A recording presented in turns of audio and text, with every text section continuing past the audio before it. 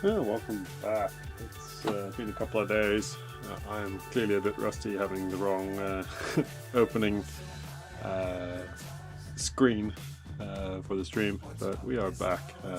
My son has got an ear infection and it's kept him under the weather for far too long for everyone's preference, his included. And so he's been a little under the weather and will continue to be under the weather for a few days, but my wife has one of her regular days off today, and so she is with him, and I then get to have a bit of stream time with all of you. So I'm hopeful that we will go fairly smoothly. We will work with what we've got, which is my general incompetence, and we are back to have a look at this block. Now, this is what we've been working on the last few days, and so this is a clavicerous multi-block. It is full of clavicerous ammonites, which are all of these. If we turn it on its side, you can actually then see there's like a big layer of them that goes all the way through the block, all the way up to this end. We are going to spend the rest of the stream working on this. It will take a long time to continue to do this all the way, especially at my level of prep and my quality of prep.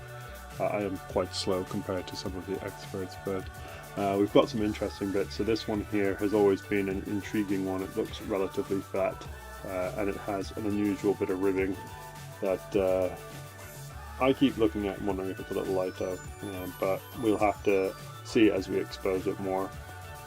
So goal for today is to basically work this matrix here, down and back, and all of this down and back as we go. We were in the middle of removing a lot of this matrix last time. We found there's a little ammonite here, that are going to start showing up as we get down to sort of the main ammonite layer. So there's this one here that we can see on the side, this one here. And so we'll work all of this back where we can, see if we can get any more of this ammonite exposed, try and maybe tidy up a bit more of this matrix around these ones up here, just to see what's what. We have in previous streams talked about the fact that there's a lot of these ammonites. They may get a little dinged as we go along. We may remove them later, but it's better to start, at least initially, to figure out where everything is and then figure out if it's worth removing certain ammonites to see other ones. So for example, this ammonite here, it may need to come off so we can have a better look at what this thing is underneath. And this thing underneath, if it is a lighter, is probably far more interesting than a couple of clavicerous when we have, say, 50 of them in the block. Whereas the Lightosseras you might find 2 a year if you've had a really good year in Yorkshire. So that's the level of rarity difference between the two, and so that one would take the preference for us to expose. But we'll have to do a little bit of just slow going and prep work. This will just be another one of those streams where I'm just going to spend the whole time just prepping. If you have questions about what I'm doing or why I'm doing certain things, or just paleontology stuff in general, feel free to chuck it in chat. I do read chat throughout the stream. Some of the viewers will tell you when they appear that I am paying attention. It does not always necessarily feel like it, but I am listening, or at least reading intermittently the chat as it goes along. So don't be afraid to chuck questions in, be it about what I'm doing presently, or even anything to do with my company, or anything to do with the broader world of paleontology. I will answer it when I can, and if I can, and if not, hopefully be able to direct you at some resources that can better help you if I cannot answer it. So yeah, I'm going to mute myself. You will then just get the music in the background as I prep, and I'll be back with you intermittently.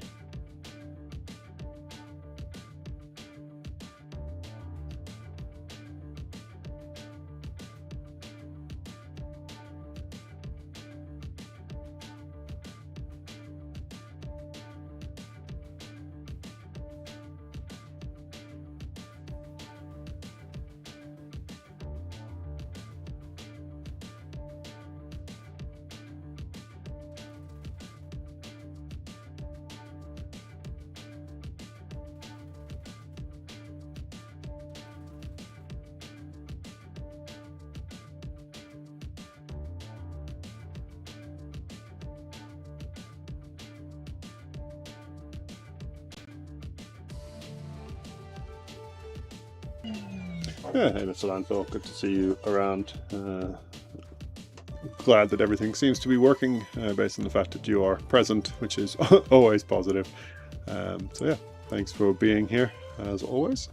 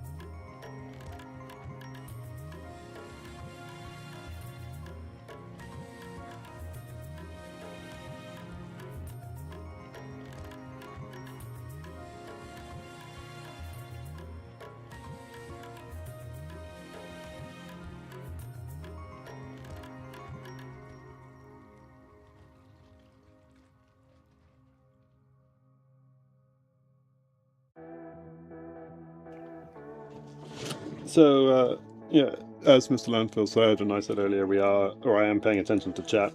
It may not be an instantaneous response, but I will respond as and when I see things. What I'm doing now is just working slowly, because basically everywhere I'm going to go, I'm going to run into ammonites as we hit the layers where they are. So I've just run into another one here. I will ding them. You'll see little puffs of white intermittently. I'm not trying to hit them. I'm trying to deliberately not hit them. But it does happen, particularly as I am learning. The other challenge I've got is there seems to be a layer of calcite that runs through this, which then has another white shiny appearance, which just gets confusing. So we've got very hard pyritic matrix, so iron pyrite, fool's gold. So you might see it as we go along that some of these lines that I'm creating are particularly shiny, as is most of this block, and that's the iron pyrite, the fool's gold. And then we get down to the ammonites. The ammonites tend to be calcite or calcitic, which then when you see it tends to be white. Some of it pops off very nicely. So down here around this ammonite has lost nearly all of the calcite, but where the calcite's coming off, it's taking all of the matrix from around it as well. And then you'll see, for example, this next one, this one here, there's a lot of calcite inside the ammonites, which then makes them very fragile if you get into them. So it's a bit of a balancing act. The calcite on the outside where the shell is can come off, because that tends to take the really hard pyrite with it. But as we then go into the middle, we want to be really careful that we're not just exploding the ammonites. And so there's been a little bit of adhesive paralloid put on some of these ones just to try and limit the amount that they're exploding. But it is very slow going because it's very hard matrix and lots of ammonites, and yeah, if you touch them you make them go poof with the calcite, and then once you've done that, the rest of them tends to fall apart with them. The more I look at this one, the more I'm convinced this is a little Lithoceros. It just looks like it. So we will be extra careful around that one, because I do love a good litho, and it'll be hopefully quite a nice little one. It's a shame this bit's missing, but its presence amongst a bunch of other ammonites is quite nice, so hopefully we'll make a nice little piece. But we'll keep an eye on it, keep away from it where possible, slowly expose what we can around it, see where we're up to. This piece of shell, there's a sort of a stray part of a whorl here, that I don't believe will be any use to anything. I don't actually believe it's whole ammonite. I think it's part of one that would be here and here. So this may get removed. But as I said, we will make some decisions about what's being kept, what's being removed, as we complete the rest of the block and then come back and have a look. And so this section here may come out to get to this ammonite underneath, but it may not. We may have a look at coming in from below or something altogether different. We'll have to wait and see. Just have to see what there is before we make decisions on what we're doing with it all. May yet be something even rarer scattered through this block.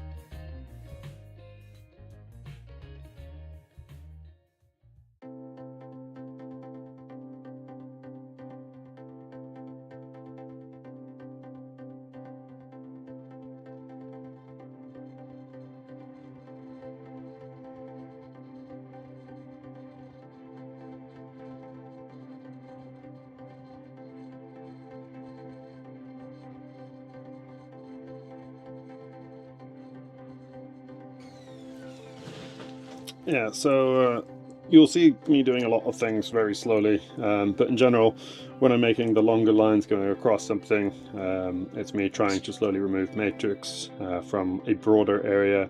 Then when I'm getting in closer, you might see me sort of wiggling the pen very gently side to side just to try and take off. We're playing with like fractions of a millimeter of matrix around some of these because you're trying not to touch the specimen. This layer of calcite that I've been complaining about in the middle, I'm pretty sure it was an ammonite or part of an ammonite, but we'll get rid of it just because it's in the way. And there's nothing much left of it now. So yeah, we'll remove this in the middle here altogether fairly aggressively and then see what we've got. So we've got, if we can zoom in with manual zoom, so we've got this one that I'm exposing, this which I am not sure if it's an ammonite or a shell, another ammonite here, and then this one up here. To give you a scale, if you can read the pen, it says 2.20. That's the thickness of the stylus at the top here. So this piece of metal at the very top that goes into the pen is a 2mm stylus. It's got a little point on the end, but the piece of metal before the point is 2mm. So that gives you the scale of what we're working with in terms of size of some of these. So they're all very, very tiny. The biggest one of these is probably only 2 centimeters across. So this is why it's particularly slow and tedious work. I'm actually working under magnification. So if you see the fossil drifting towards the bottom of the screen, I can just show you how I'm set up. So I've got fossil in the box. I've got a magnification with an extra light on it, and then the pen. The main camera is set up at the top, looking down into the box. And so what you may see occasionally is the fossil coming down towards the bottom of the main screen, and what that is just me trying to get it underneath the magnification to better see stuff. So do bear with if that's what you start seeing. It is not me trying to make life difficult for all of you. It is me doing preparation work, and then obviously the light is picked up, and so now I've got light coming in through the shed. Here we go. So yeah, that's how we're set up. That's what we're going slowly, and yeah, that hopefully explains a little bit of what you're seeing. I appreciate that you're all quite zoomed out. I'm already on the maximum magnification that I can do without potentially compromising image quality on the camera, but you just have to bear with. We will get back to bigger things probably mid to end of next week, depending on how all of this goes. Because I'd like to make a very good effort at trying to get this done. It'll still be probably 2 to 4 days worth of work. Monday I'm out on a tour. Tuesday I will be hopefully out on the beach, but no guarantees. Saturday, Sunday I'm out on the coast. So yeah, it'll just be as and when we've got time. We'll get on with it. But yeah, I'm hopeful it'll still be a nice piece. And so yeah, it's taking our time with it to do a good job with it.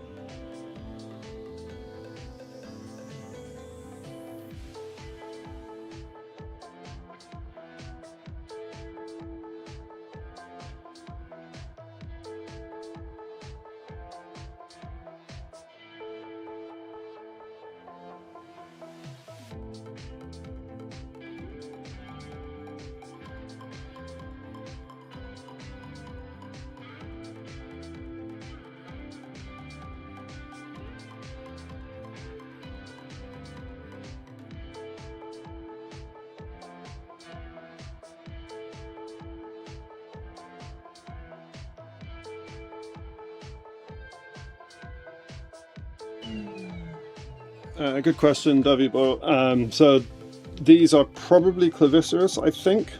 They look very much like Ellies, all at this size, so they're all relatively closely related, all roughly the same age. They're not Gramoceros for sure, just from where they've come from. This is from Hosker, which is sort of Robin Hood's Bay North, and was found in one of the videos not that long ago. If you go back for the fossil hunts, I do pick this one up not that long ago. But yeah, it's all upper lias, but it's not the uppermost lias where the grammars are. And very classically of the claviceros and Ellie blocks, they are rammed through with pyrite, which is why it's so difficult to prep.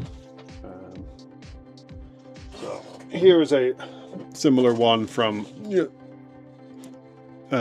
not dissimilar area, and so you do find lots and lots of them usually together when you do find them, and as you can see again, there's layers of shells and other things in amongst them. This one I think is more likely to be an Eleganticeros though, just based on its shape, but they all look shockingly similar when they're all really small, and so that is part of the challenge.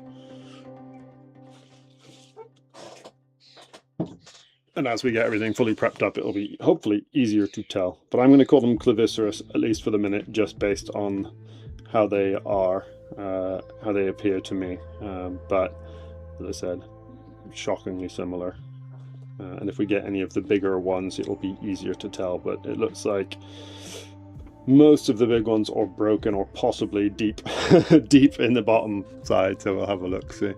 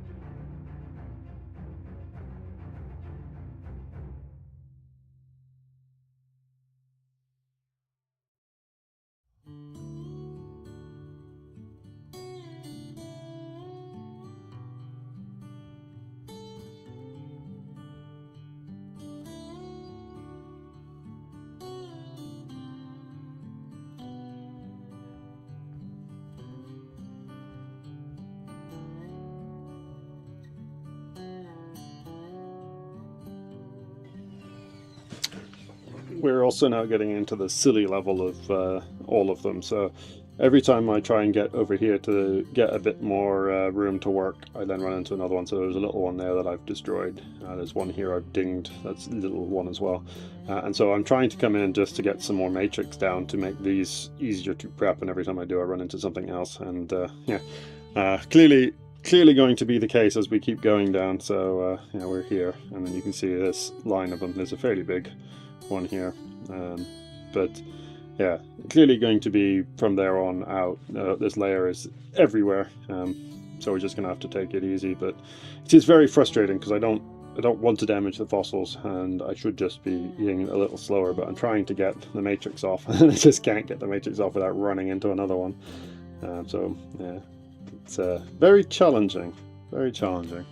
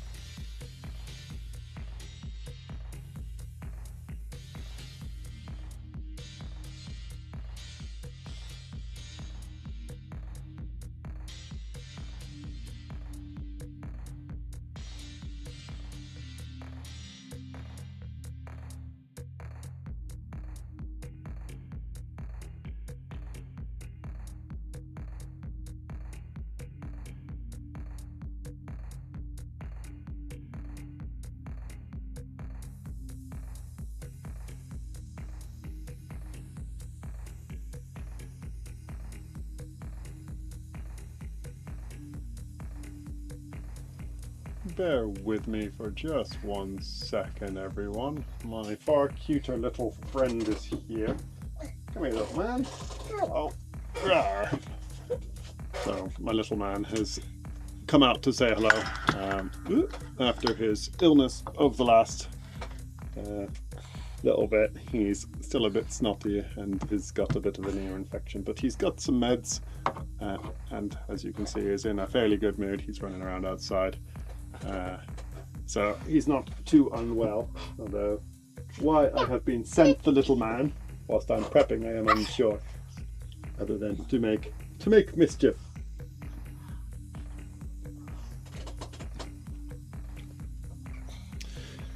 So yeah, hi little boy. We're gonna go find your mummy. Ah! You just want some snuggles. Yeah. Okay. Right.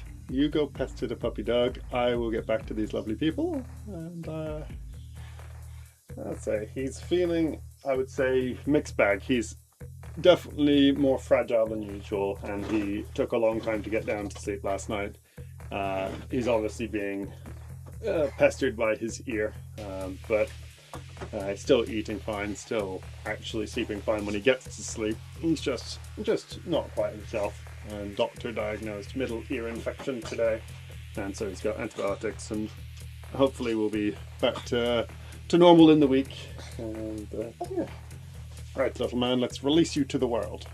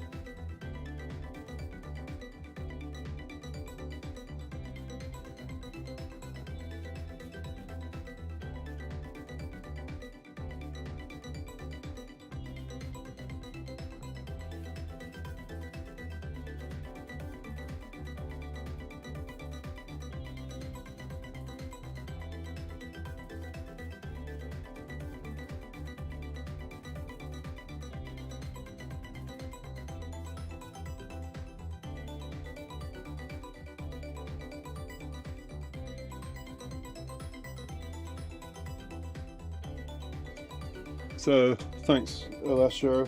I always never know the correct pronunciation of your name. I appreciate you visiting the shop and having a look. So the matrix preparation depends on which ones are being prepped. In general, the most expensive ones were prepped by Sean Timon, who does most of my personal prep. He's a genius when it comes to preparation, and that's not probably an unfair assessment of his actual abilities or putting anyone else down.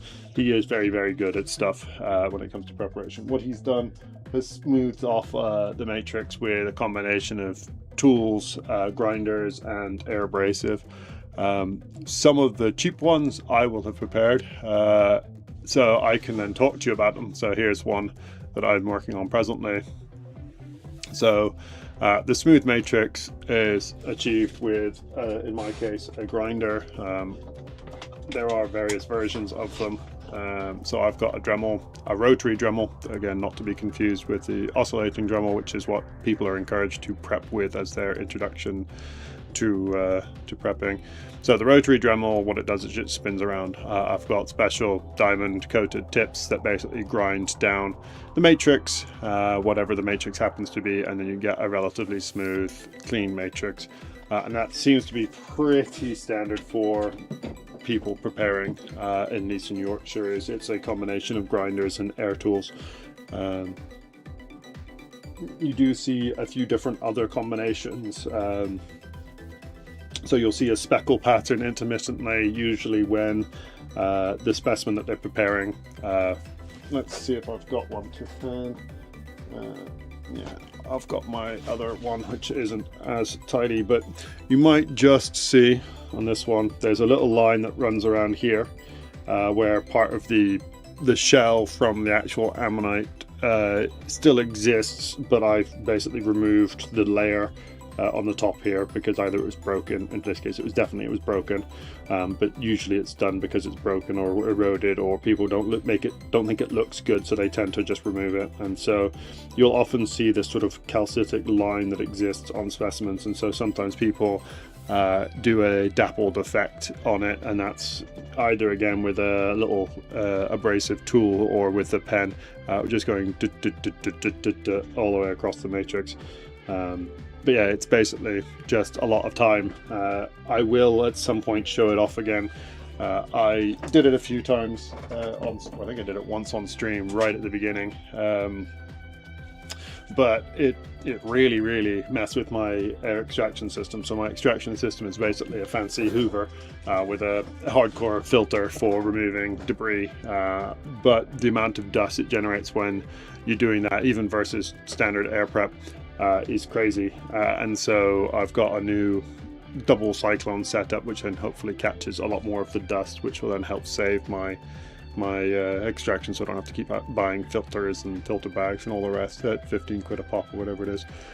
So I will be doing more of it on stream and showing you like the whole start to finish, hopefully, of some specimens. So in the coming weeks, whenever we finish this one, it probably won't get a hardcore grinding because the Dremel that I have doesn't work well in really small spaces. It's just not precise enough. Zoic have just released a dental grinder for doing very fine, tight work, and there are other alternatives depending on people's preference, but I will be unlikely to be grinding this down myself, just because I couldn't do it justice on the matrix. So you can either then use your chisel tips, I've got a point on here at the minute, so you can just see it's a little like needle point tip. I've got a couple of larger chisel tip ones, which you can then see it's in comparison, so it's a big fat chisel tip. You can use them on really low power and also achieve a fairly smooth result, and so that might be done for this with what I can do. But we'll have to see, because it's so pyritic that you can maybe see, when I move it, you can see the little shine that comes with it. There you go. That's all pyrite, and because it's so pyritic, it's very tough to do an awful lot with. You can try and abrade it, but you run the risk of exploding all your ammonites, because the ammonites will be softer than the matrix. You can, as I said, grind it, but it'll produce a lot of dust, and if you've not got a precise enough thing, or you can try and use the tools, but then you end up with little shiny marks. So yeah, I will see when we get to the end of that, but yeah, that's how the ammonites in the shop are prepped. As the shop starts selling things, we can hopefully start upgrading our prep setup. So that is currently what is holding us back, at least that's what I'm going to keep saying, is holding us back. I promised my wife I will not be buying more prep tools until we start selling things in the shop, and as we sell things in the shop, we upgrade the tools, and as we upgrade the tools, we can hopefully sell better things in the shop and repeat the process. Yeah, no worries. I'm glad that was useful for you.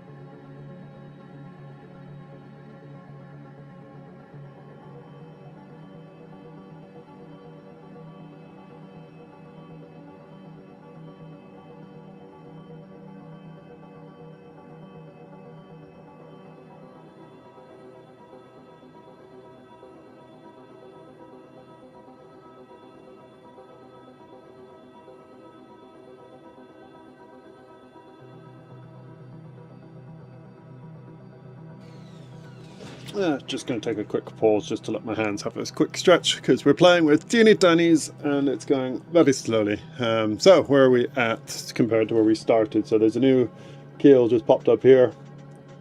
This one we could see from the side, but we're slowly getting down to that layer.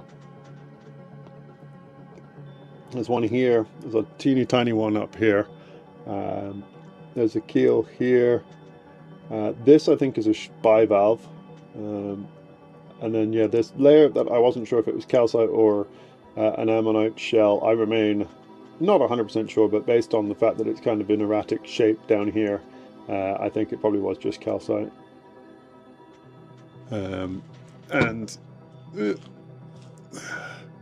When I keep saying about this one being a Lito, hopefully you can just see the ribs going pretty much clean across right there. They're really fine ribbed, and they do go across like that, and they tend to have smaller ones in between the slightly bigger ones, but they're just unusual ribbing for anything other than Litoceras. But yeah, that's what we'll wait and see. As for the main ammonites, these ones, you'll see that rib pattern is pretty nondescript. So they're kind of little S's that say if you start up on the keel, they kind of go backwards and then forwards and back, which is pretty common for LEs and Clevies and even Harposterus. So the difference between Harposterus and Cleviceras, or Cleviceras, depending on pronunciation, it doesn't matter, is basically the amount of wiggliness. So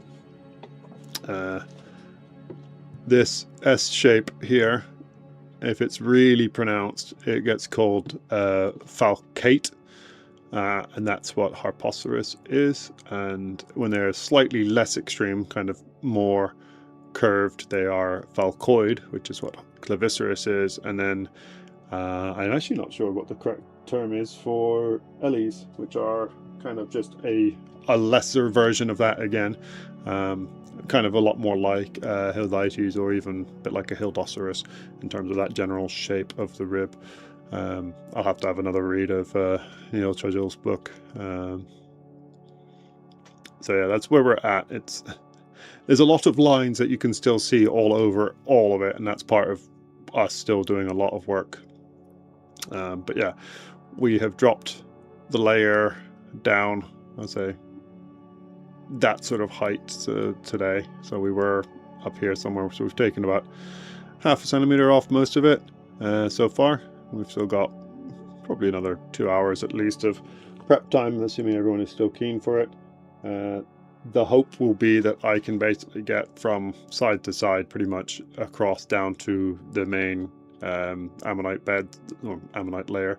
So there's only a little bit left here that you can see to go, and on the other side you'll see that, as I said, there's that first one there is already coming up, and then if we want to get down to slightly bigger one, there's a bit more to go. And yeah, it is a proper 3D puzzle. That is a good description of it. And the challenge is every time you think you understand what they're doing, so like all of the ones on this side pretty much lie in one plane. They're pretty much lying, as my hand is, like whoop, across like that. But all the ones on this side increasingly seem to be 90 degrees to that, so straight up and down.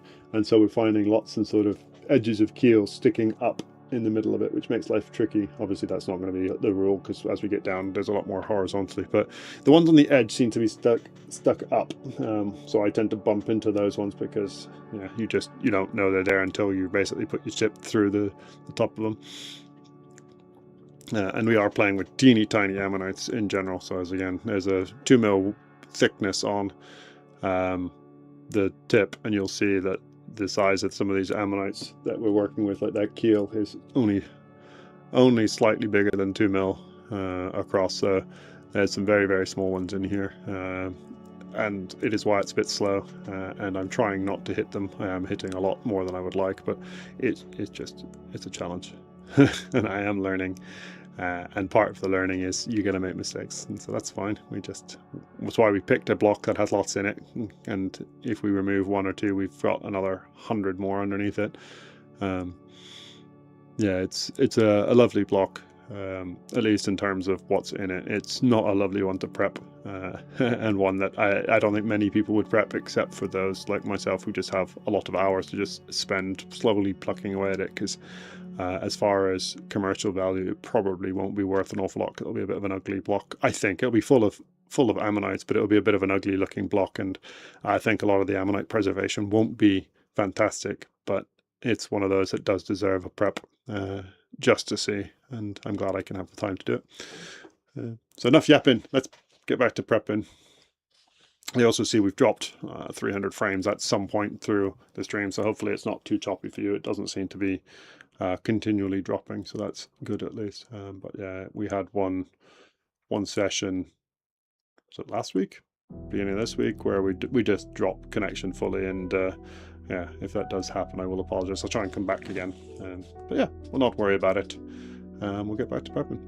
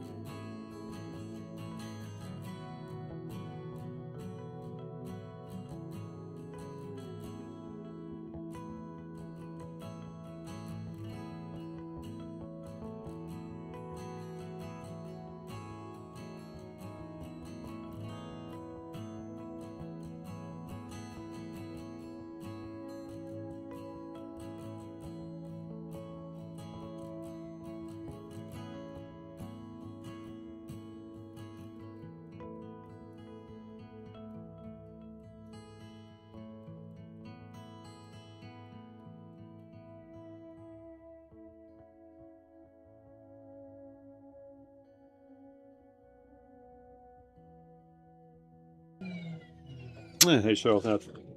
Glad that you're seeing the progress with the fast forward. It is nice when it's visible progress. Uh, definitely feeling like we're getting places. It just is very slowly. I think that is always going to be the operative word with this block. I'd say another little one here, as I was trying to just, and I said I'm playing with another little one. It's so little that it's just about visible. So there's, yeah, one there. There's this one here that we knew. I was trying to get down to this bigger one, and as I was doing, bumped into this one. These are the little ones that may disappear, either accidentally or deliberately, just because I think that one won't be as interesting as this one, but we have to then get through that one to get to that one, so we'll have to see. But yeah, we're just slowly working this all down. This bit's got fewer ammonites in it, at least it seems to, so we'll work on this section, and as I say, we'll try and do this as well. But yeah, that's sort of the goal, is that sort of line more or less across there today, to get that down all across onto the ammonite layers. And then I think what is likely to happen is it's going to take a lot longer for the rest of it. There's an ammonite there, and so you can see there's not a huge amount of matrix on top, but then they seem to drop away, and so this side seems to peter out, and on the other side they drop quite a long way down. That doesn't say that they all have to be deep, but all the ones that we can see on the side are quite a long way down, so yeah, we'll have to just play that one by ear as we go. But yeah, I mean, you could be taking bets now how many we will expose. So at the minute, I think we've got, we can count them, or try and count them. We've got one there. There's another world there, 2, 3, 4. I think there's a world there, but we'll stay with 4 on this section. 5, 6, 7, 8, 9, 10, 11, 12, 13, 14, 15, 16, 17, 18, 19, just on the prep surface, and then obviously we've got plenty more. So yeah, that many are already currently exposed on the top, and yeah, we'll hopefully get a few more. Oh, and there's one there, I don't know if I counted that. Yeah, I mean, there's so many there. It's fun, but it is a challenge. It's that sort of good challenge. And yeah, we'll just have to see what level of prep quality will be as well as we go down, because all well and good exposing 20 ammonites, but if I ruin all 20 of them, it's yeah, not worth it.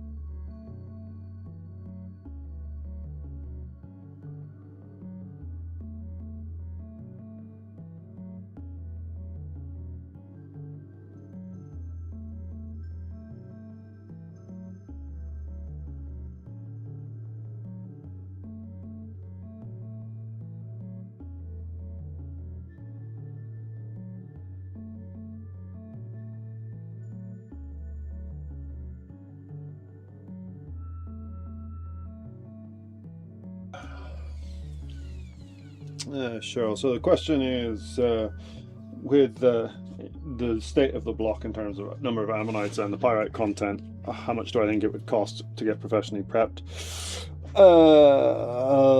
Let's say £25 an hour, which is the cheapest you can really get nowadays in Yorkshire. And I'd say 5 to 10 hours minimally. I mean, you're looking at, I think you'd be looking at probably £200 at least. I might be wrong. They might be able to do it a lot quicker than me, depending on their experience and the tools they have. Some probably would find this relatively straightforward, but I seem to remember Sean saying that clavisterous blocks are an absolute nightmare, just because they are hard to prep. Yeah, so I guess probably 200-ish pounds as a starting point. It might be more, might be less, but that would be my guess. And so even if I send this off to prep eventually, which it may do for the finishing, just because I won't be able to do quite what I want to do with it, I will have saved most of that money by doing this myself. And yeah, it's going to take me a hell of a lot longer than it would have taken some of the professionals. So it's going to take me more than 10 hours. I mean, I don't know what we're at now in terms of stream hours that we've been doing. And we're only that far along, and still quite a lot to do. Yeah, I am saving money functionally, and it is improving my skills, and so that's how I just remind myself that, and it's not the end of the world. And if I do get something out of it that I think can go in the shop, then brilliant. If this is good enough, it'll go in my private collection. So one of the ones, the Dremel that I was doing earlier in the week, when this thing, which is when the lost power or lost filming, when this one was being prepped, this ammonite in fact was the one that was going, which has a middle, but this side's shockingly badly preserved. I smacked it with a hammer, and yeah, that's such a nice Grammoceros that this one will probably end up in my private collection rather than on the website, just because it's so nice and it's such a good size ammonite. Like palm size for a Grammo is very good. So this will probably go in my collection. But yeah, so that is the thing I'm going to be having a challenge with forevermore, is trying to prep at a quality that I would be happy to put in my private collection. And if that's the case, then it'll be happy enough to be put in the shop. And that's what I'm aiming towards. And obviously, as I'm learning and prepping and getting things right or wrong, you'll see material end up on the website at a price point that is, I think, appropriate for its quality. And so all of the stuff that I've prepped that's on there at the minute is a lot lower than the stuff that Sean has prepped, and that just reflects the nature of who's prepping it and the quality of the prepping. So, bit of a long-winded way to say how much I think things are going to cost and why I'm happy prepping my own stuff, but yeah.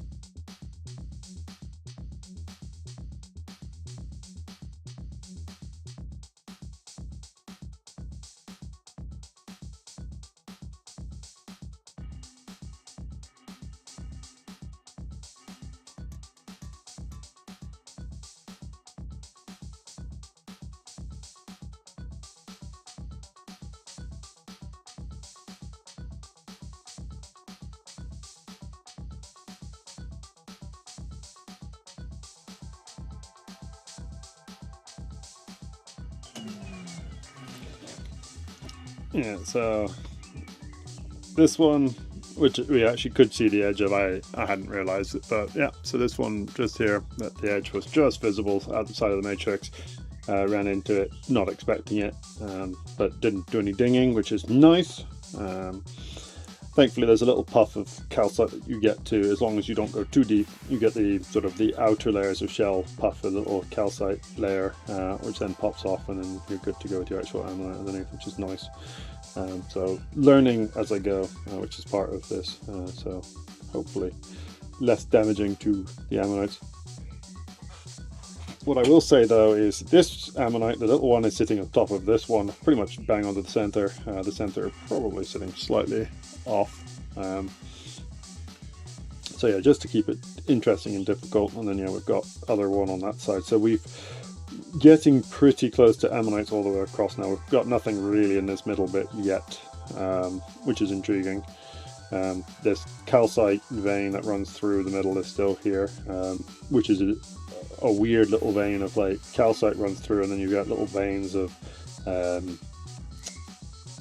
pyrite running around it too. So there's a little pyrite vein that runs through here, and then there's little wisps of it effectively running around some of the ammonites. It's an interesting bit. Yeah. And we'll bring you up and you can have a quick look, see where we're at. So yeah, that's that flashing bit of calcite. That one there is the one that's just come out. There's a little one sitting on top of it. It would be good to get this matrix down onto, there's a fairly large, at least part of ammonite there.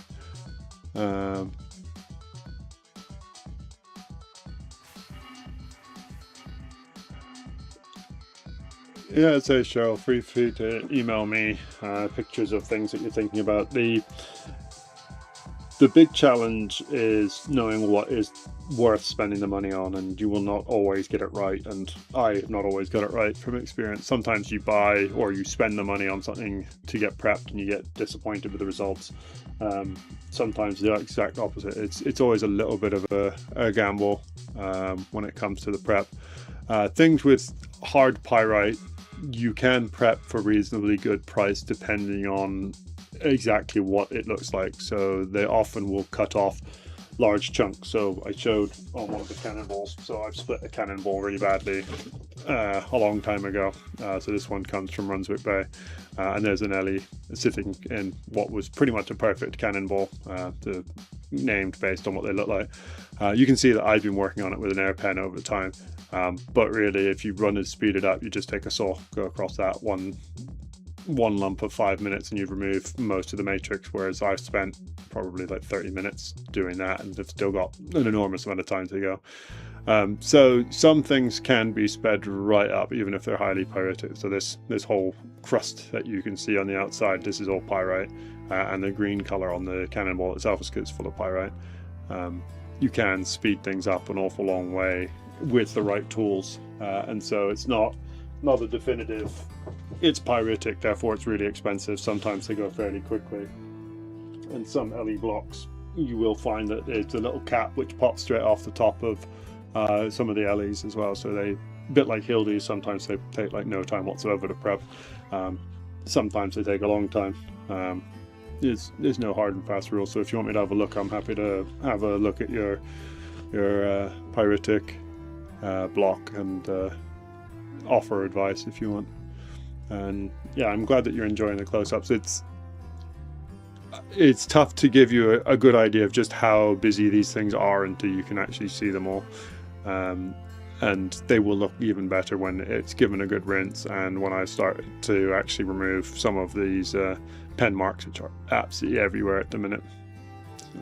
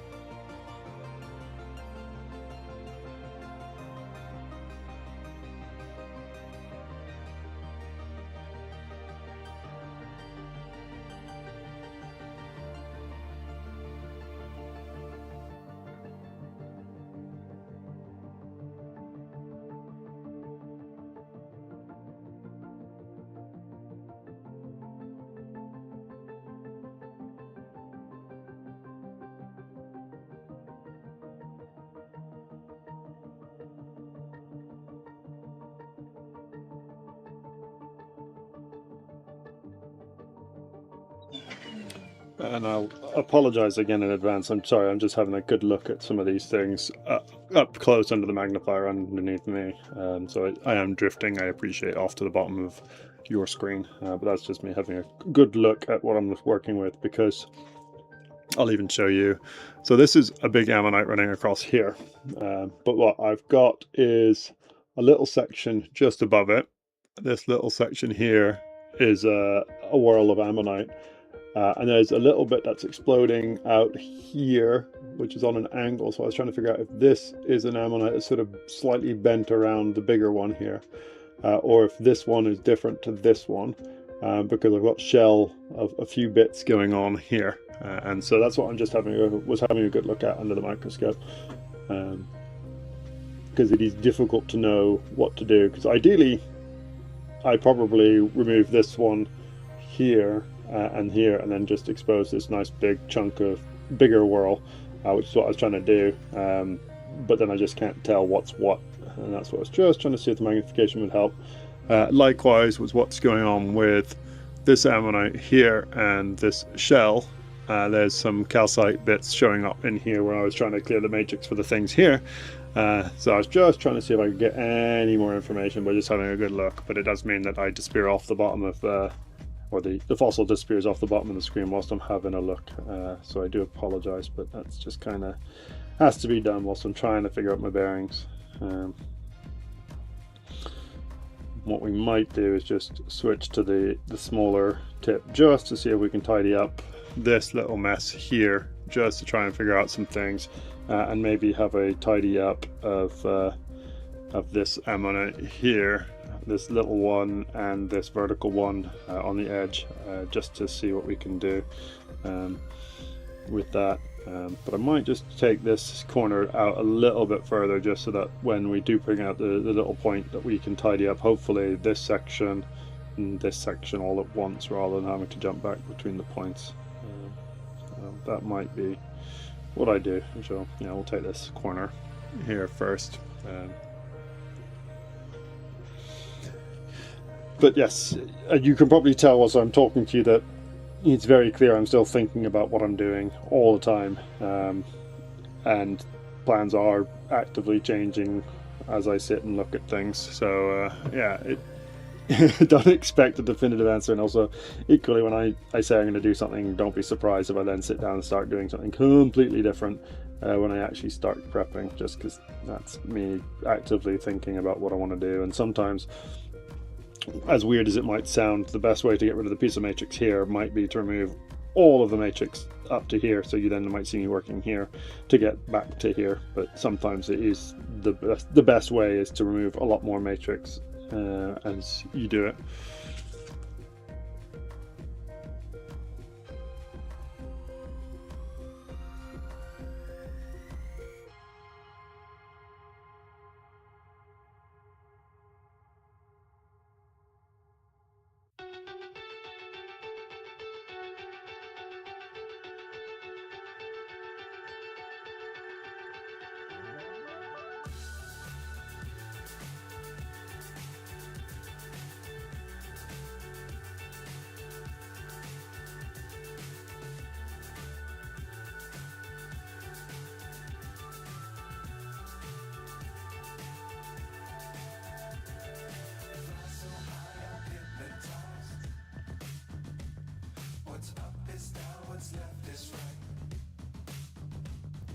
Chasing stars and holding you.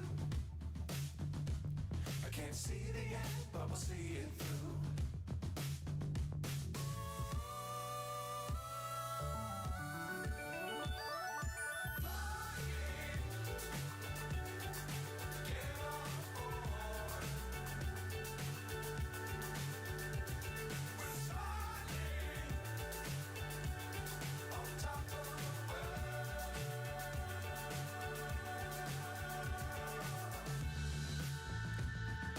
Dangerous times, don't fly too high.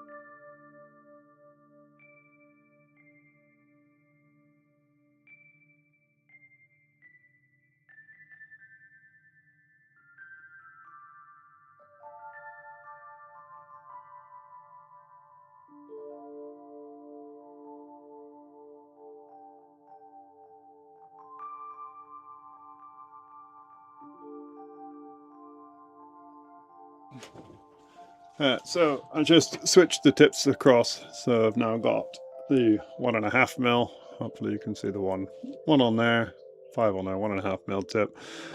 So we're now playing with a slightly thinner point. It's also sharper. The other one is going very dull very quickly, working on this hard matrix.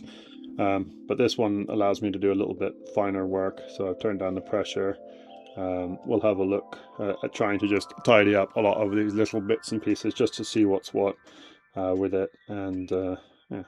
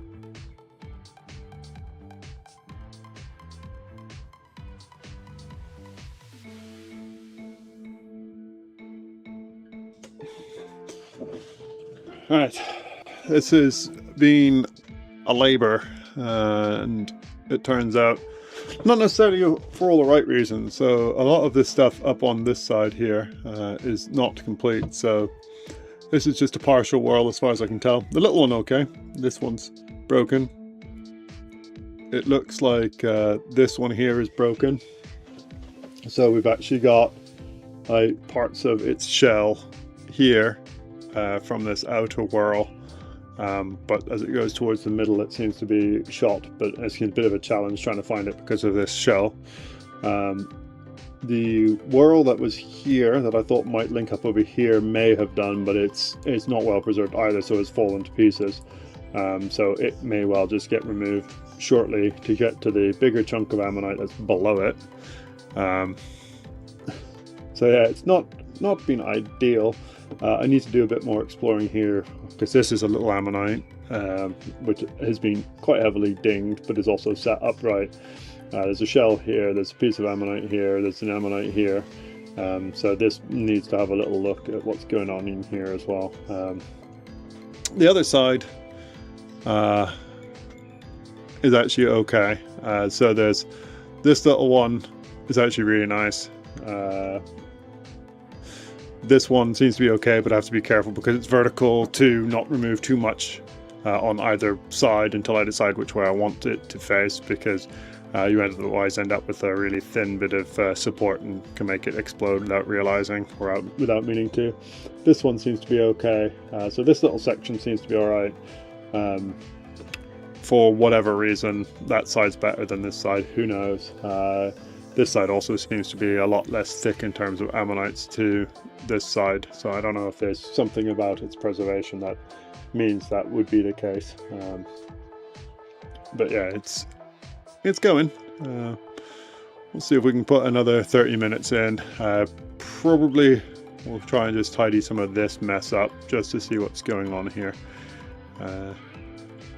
But yeah, the little ones on the bottom there are actually quite pleased with. They look quite nice.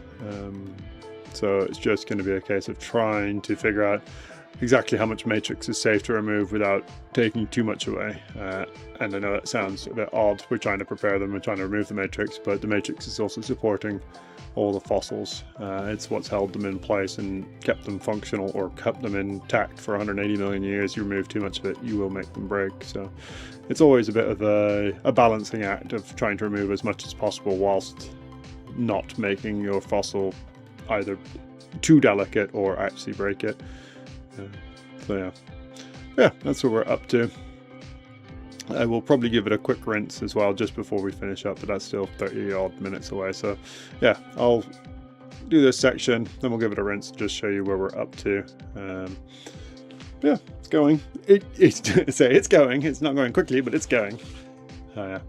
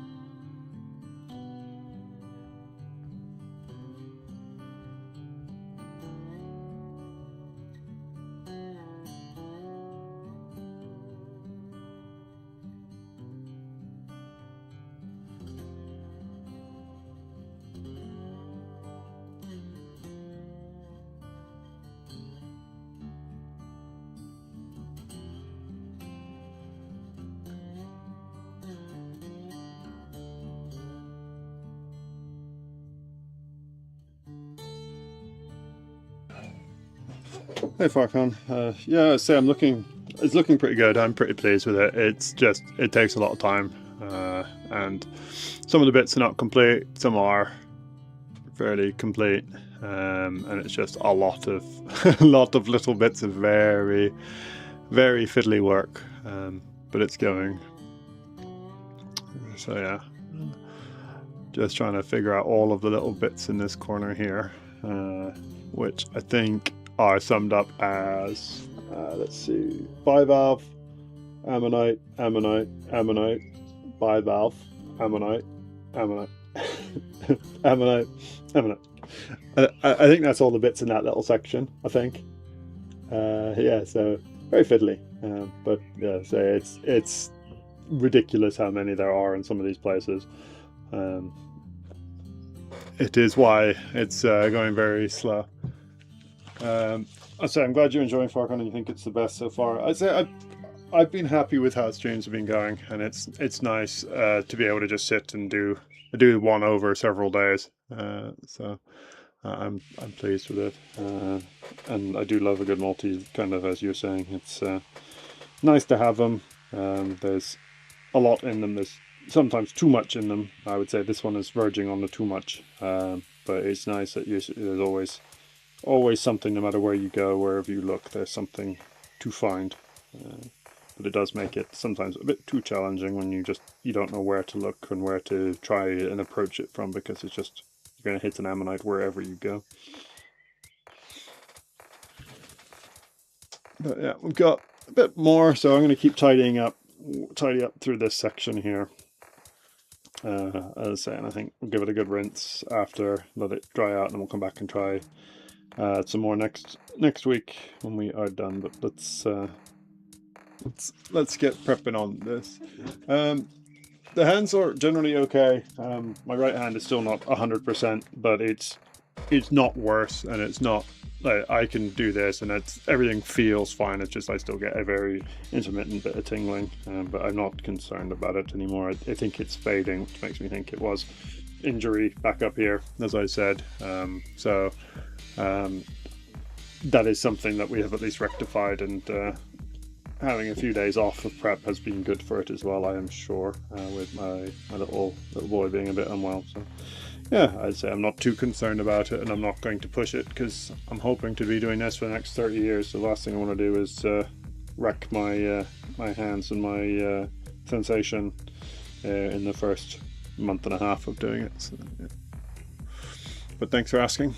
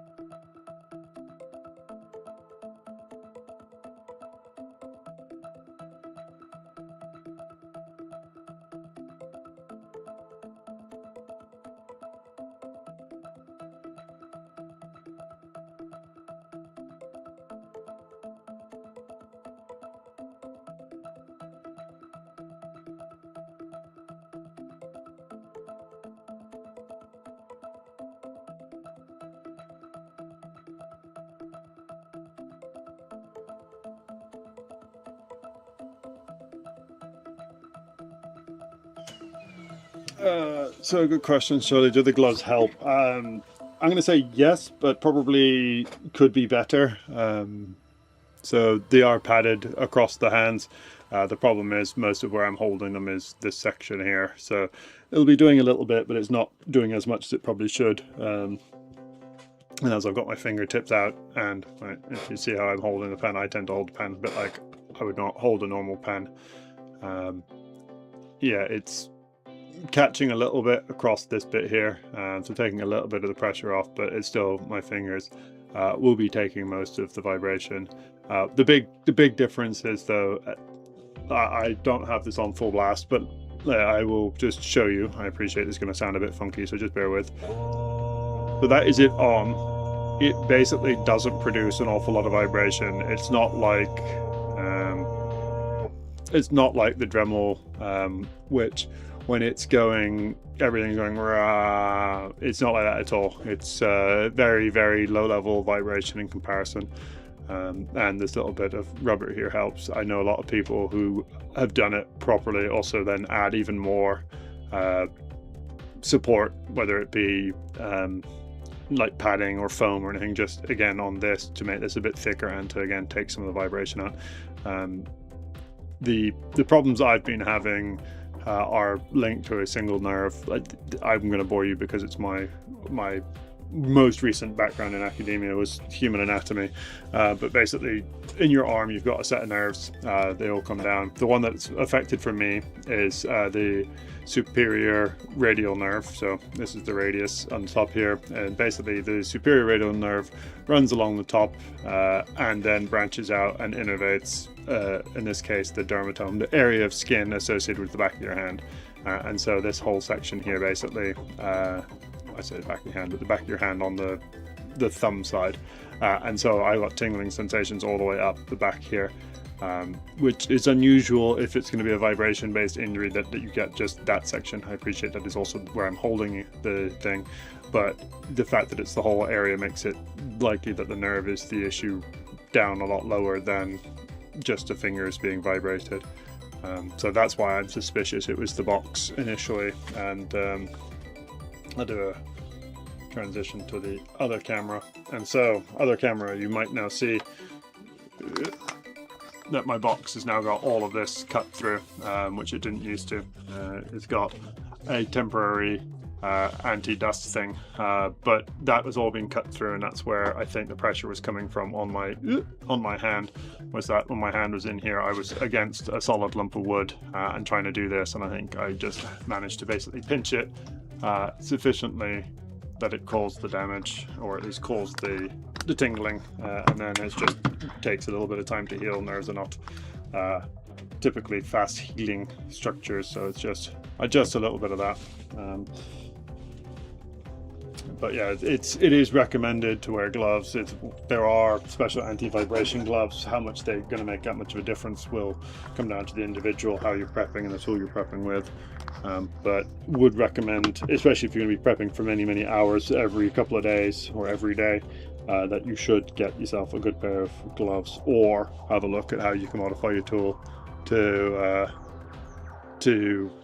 reduce the transmission, or both probably is the best way to do it. So yeah, they probably should get some foam on this at some point. Just again, it's just to reduce that tiny bit of vibration.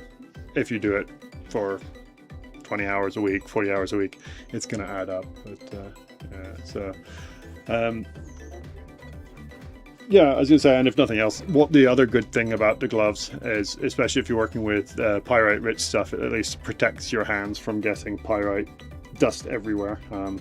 If you see a lot of the prep boxes, they actually have full-blown gloves, and it becomes a thing that some people become sensitive to, is the dust, and so you end up with hives and rashes from the dust, whether it be strictly the pyrite or just dust in general when you expose yourself to a lot of it. And so you can reduce it with ideally full finger gloves, and sometimes sleeves as well. You might notice, or if you might have seen, that I'm still in a jumper and long sleeves under this, because it's not that warm yet in the shed, so I haven't needed to crack out the short sleeves, so I'm getting at least a bit of protection that way as well. So yeah, just other things to be aware of. There's a myriad of of health and safety fun that you could be worrying about with the prep.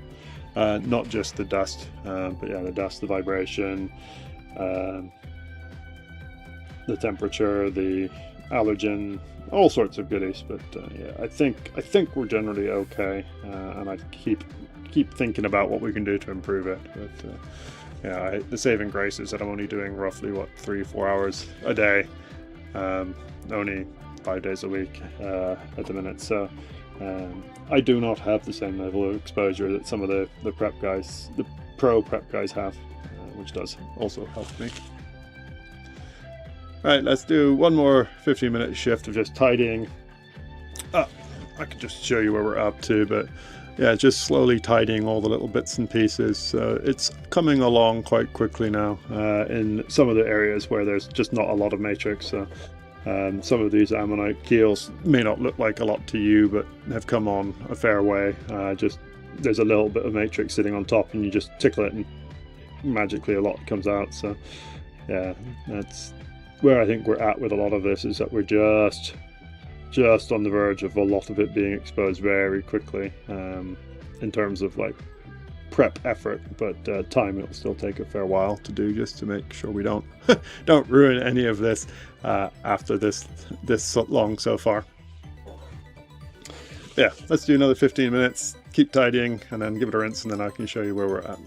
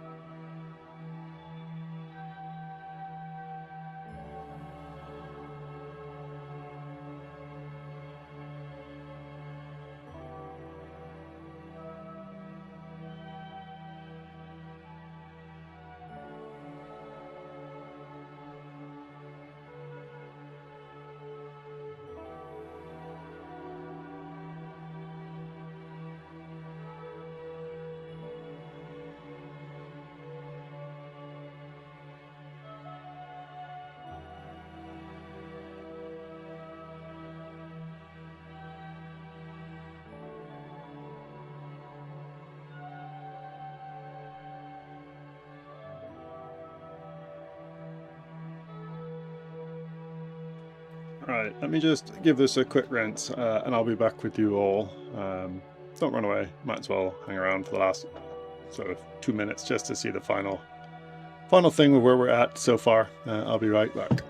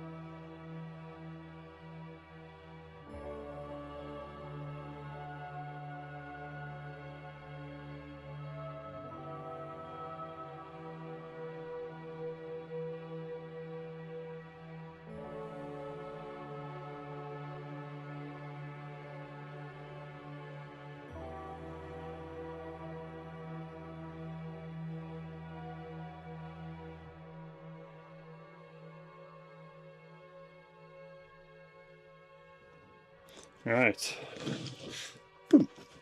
here we go. So I appreciate everything's a little wet and possibly overly shiny, but we are getting places. So I'm quite pleased. There's an awful lot to still do.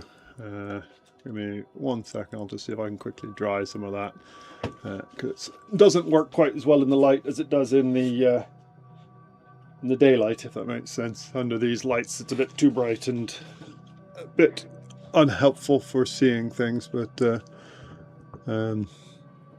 yeah, I can't remember what the count was for ammonites when I did the count earlier, but yeah, in effect we've got one down here for sure. I don't know if that's the same one. 2, 3, 4, 5, 6, 7, 8, 9, 10, 11, 12, 13, 14, 15, 16, 17, 18, 19, 20, 21, 22, 23, 24 on the surface now. So loads and loads of ammonites in it. We've got one that I think is rare. I'm still pretty sure that's a Lito. I might be wrong. It might still just be a Nodus Siliceris or something. But that ribbing is still giving me Lito vibes. There's a classic saying in the doctor world of when you hear hoof steps or think horses, not zebras. Basically, if you see things, think common rather than rare.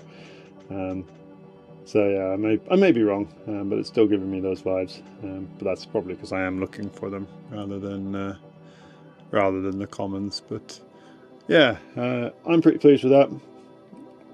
I'd say we've done quite well today, removing a lot of this. So we've got quite a lot to still go, but I'm hopeful a couple of good days worth of prep. Basically take this chunk, what are we, halfway now? Take this chunk out over the next couple of days of streaming, and we'll be pretty close to being able to make some decisions about what we're doing, and hopefully can see which bits of matrix still need to tidy up. But yeah, so that's what, 2 full days of prep and a very abridged session to get to that point. So another 2 days of prep and another, yeah, so hopefully by the end of next week we'll be pretty darn close to complete with it, and it sits nicely for the camera that way around. But yeah, Monday I'm out with a tour on the coast, so I won't be prepping then. Tuesday I may or may not be out on the coast as well. That's still to be determined, but that will be hopefully filming for the channel rather than as a tour, because we haven't had a video of the fossil hunts for quite a while, I appreciate. So I will hopefully be out filming then anyway. And then I'm hoping to be out tomorrow, and I'm hoping to be out, well, I'm definitely out a week Saturday and a week Sunday's time with 2 more tours. And so I will be out and about a fair bit, but we will try Wednesday, Thursday, Friday this coming week to get this all done on stream. And if I'm not out on Tuesday, I'll be back on stream. So just keep an eye out from about 1:30 British time. So what's that? 12 GMT. Then convert to your local time. If you want to keep an eye out, you'll see the stream pop up, and then I will be around. But if not, yeah, keep an eye out from Wednesday onwards for sure. Thanks everyone, as always, for being here. Surely I am looking forward to doing a hunt without the pressures of doing a tour as well. Don't get me wrong, there's something really fun about doing a tour and seeing enthusiastic people and introducing them to the fossils and helping them find something that's tough to beat, but there is a charm of being able to go find them myself and do things at my own pace, and just be able to enjoy the coast. And that is the favorite thing I have, is just being able to enjoy that coast, because it is fabulous. So I'm looking forward to being able to do that again this weekend and next week, and then share it with some people as well, and I'm excited for that as well. But big thank you everyone once again for watching, and thanks for being involved in the chats, and as always, I hope you are all safe and sound, and we will see you when we're next on. Cheers.